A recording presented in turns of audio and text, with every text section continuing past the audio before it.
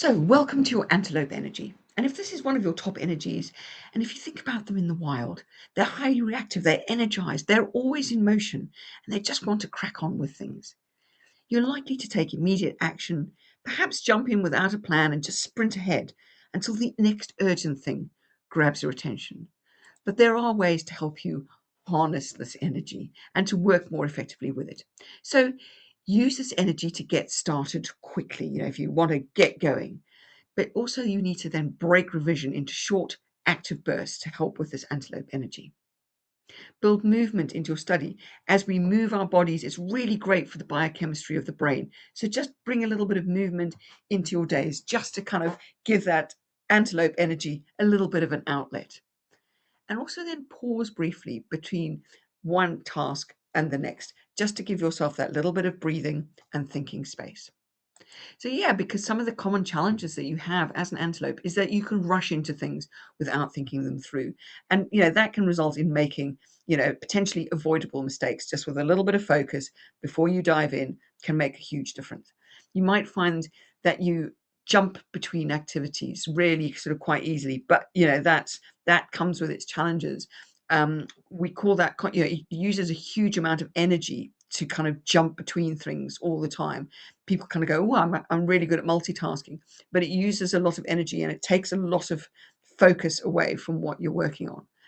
But also, the other challenge is that you might find that you lose interest quite quickly, and it's how do you then harness the energy, some of the other energies, to then keep you just following through with that start. How do we then kind of finish? But the thing is also it's quite hard to prioritize sometimes. You can't say no to things that are irrelevant, but also what is important.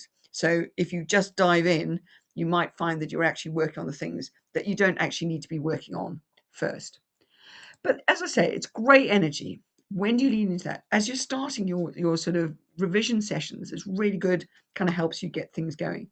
It's also great when you're doing some more practical learning or when you have to give sort of presentations and performances. It's like, that real kind of that slightly bold, get started type of energy. But also if you need to tackle some tasks that you've been putting off, it's really, really good energy to lean into.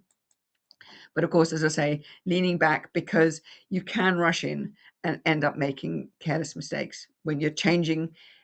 You find yourself changing direction too often when you're doing things like getting on with things without reading the instructions carefully. Obviously, this is particularly important at exam time. So making sure that you've just read through what it is that you need to do, because if you dive straight in, you can miss something important.